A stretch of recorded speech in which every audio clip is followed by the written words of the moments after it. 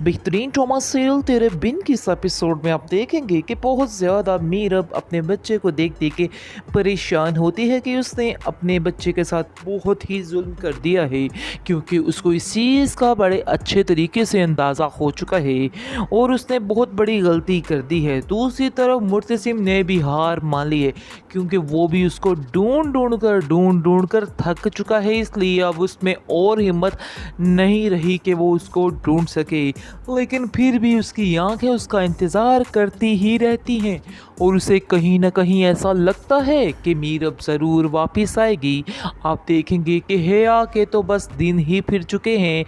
लेकिन हेया ये नहीं समझ रही कि ये दिन उसके फिरे नहीं, बल्कि अब उसके जो बुरे दिन हैं वो शुरू होने वाले हैं, क्योंकि मुर्तसिम को तो कुछ अंदाज़ा नहीं है कि ये लड़की किस हद तक गिर सकती है और क्या कुछ कर सकती है। इसलिए वो खामोशी से इस चीज़ को समझ रहा है कि वाकई में वो सिर्फ़ और सिर्फ उससे प्यार करती है। इस चीज़ का तो उसको अंदाज़ा है ही नहीं कि ये किस कदर गिरी हुई लड़की है कि उसने मरियम के साथ, मीरव के साथ, बल्कि पूरे घर के साथ कितना धोखा किया है। इस चीज़ का अंदाज़ा तो उसको बिल्कुल भी नहीं है, लेकिन अब उसको पता चलने वाला है और उसकी सारी असलियत खुलने वाली है, क्योंकि जैसे उसको पता चलेगा कि उसने कैसे जादू टोने का सहारा लिया और हर झूठ फ्रेब में मीरब को आगे किया और हर चीज़ पर उस पर झूठे इल्ज़ाम लगाए, क्या गेमें चली उसकी बहन को जलील करने के लिए। तो ये सब बातें जब उसको पता चलेंगी तो फिर असल ट्विस्ट आएगा और फिर इसका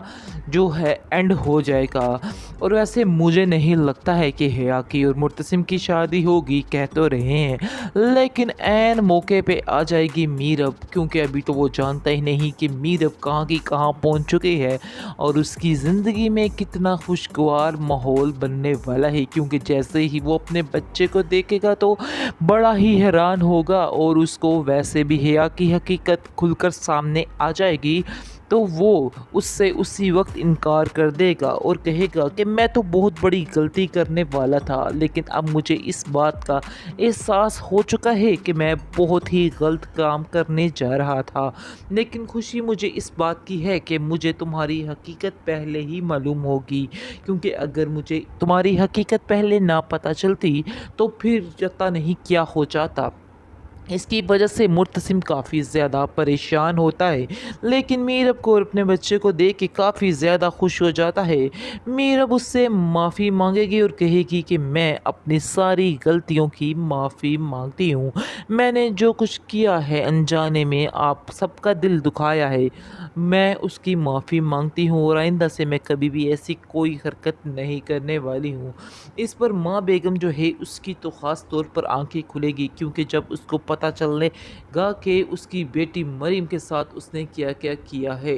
फिर जाकर उसको समझ आएगी कि हेया किस कदर चालाक लड़की है और वो डबल नहीं बल्कि ट्रिपल पॉलिसी खेलती रही इन लोगों के साथ और इन लोगों के साथ पता नहीं क्या क्या करती रही। क्योंकि अभी तो माँ बेगम की आंखों पर हेया के प्यार की पट्टी बंधी हुई है और वो समझ रही है कि वो वाकई में बहुत ज़्यादा प्यार करने वाली लड़की है, लेकिन ये उसकी बहुत बड़ी भूल है, ऐसा नहीं है। अनकरीब ही उसका पोल जो है वो खुलने वाला है, जैसे ही सब कुछ खुलेगा सब कुछ सामने आ जाएगा, क्योंकि मीरब जो है वो भी माफ़ी मांग चुकी है कि उसने जो कुछ किया बिल्कुल गलत किया, लेकिन अब वो ऐसा कोई कदम नहीं उठाएगी और मुर्तसिम भी उसको माफ़ कर देगा और मीरब से कहेगा कि गलती तुम्हारी नहीं थी, गलती मेरी भी थी, इसलिए मुझे भी इस बात पर काफ़ी ज़्यादा शर्मिंदगी है। जिस पर आप देखेंगे कि मीरब कहती है नहीं, मैं खुद बहुत ज़्यादा शर्मिंदा हूँ, मैं आखिर आप लोगों को कैसे बताऊँ। माँ बेगम भी माफ़ी मांग लेगी और कहेगी कि मुझे माफ़ कर दो मैडम,